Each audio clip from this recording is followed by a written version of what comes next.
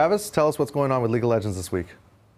Oh yeah, sure. So this week, really exciting. There's the All-Star voting has just begun. So people in North America and Europe can right now vote on what players they would like to go to the All-Star matches, which are taking place in the middle of the season, sometime during the summer. And really, it's just sparked a really big debate about what players should be there and what shouldn't.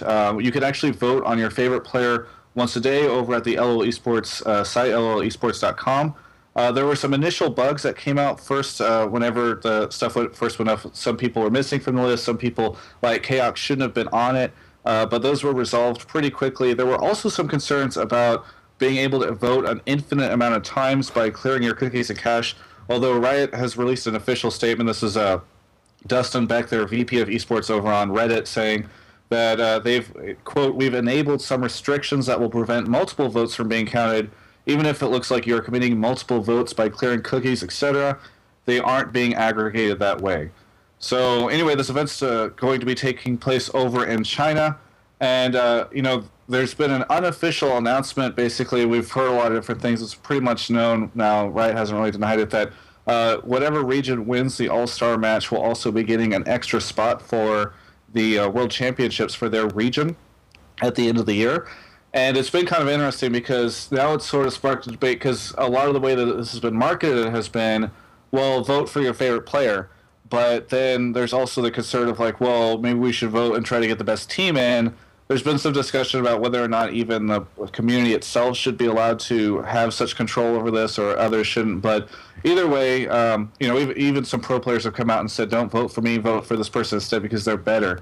So either way, it should be interesting to see how this continues. I think it's supposed to wrap up right around the 14th, so we've got about 2 weeks to see what happens there. Additionally, Riot has announced officially that there's going to be reworks of Trundle and Sejuani, mostly visual with a little bit of gameplay tweaking. Trundle's going to become a Frost-themed troll in lieu of his current Plague theme. Sejuani's going to be a little bit more of a badass now with full armor instead of a bikini. Her pig is getting to become more of a bowler, so this should be pretty interesting once it's finally announced, or once it's finally released. NA LCS occurred this week, just like every week. And the biggest game, of course, was CLG versus Curse, where CLG managed to pull out a win despite a rather poor record recently. Just interesting because CLG apparently can't beat bottom four teams, but can beat the #1 ranked team in the league. Very strange. And with that, of course, we actually see all four of the top teams have beat each other in sort of this rock, paper, scissors fashion. So it's really hard to sort of figure out who is the best right now outside of just, the rankings that they have. That means, of course, that Curse is ranked #1, Team Dignitas behind them, TSM at #3, and CLG coming in at #4. EU LCS occurred again this week, and there weren't really any upsets other than Giants beating Gambit Gaming, which is pretty interesting.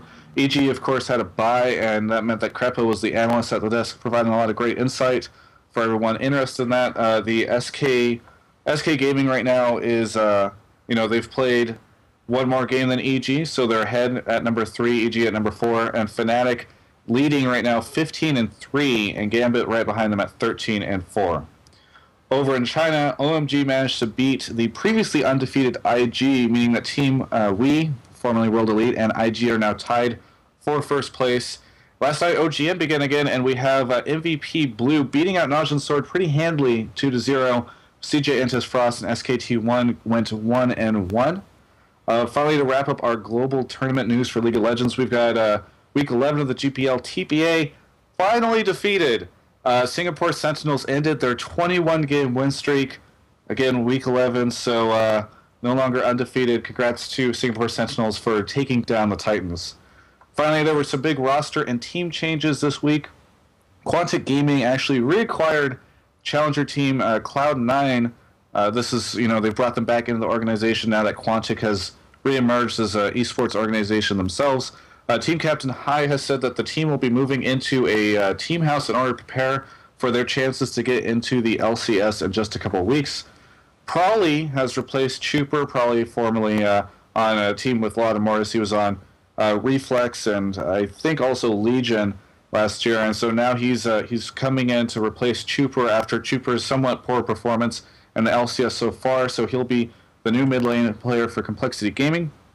Over In Europe, Yamato Can and Dexter 1 have both has replaced Spontex and Molyneux on Dragonborns, so that's actually 2 players out, 2 players in on Dragonborns, and Dioud has replaced Corellius, hopefully I'm pronouncing both those names right, on AAA against All Authority. Finally, late last night, around midnight actually, Vulcan's Muffin Cutie has announced that he's going to be no longer on Vulcan, so he'll be replaced by GGU's Bloodwater in the support role. No word yet on who's going to be the support for GGU, but Don't Mash Me was seen earlier on Twitter asking for some sort of available support player in LA. Very short notice, I'm sure, for GGU to grab someone. So that's all the esports news we've got for League of Legends this week.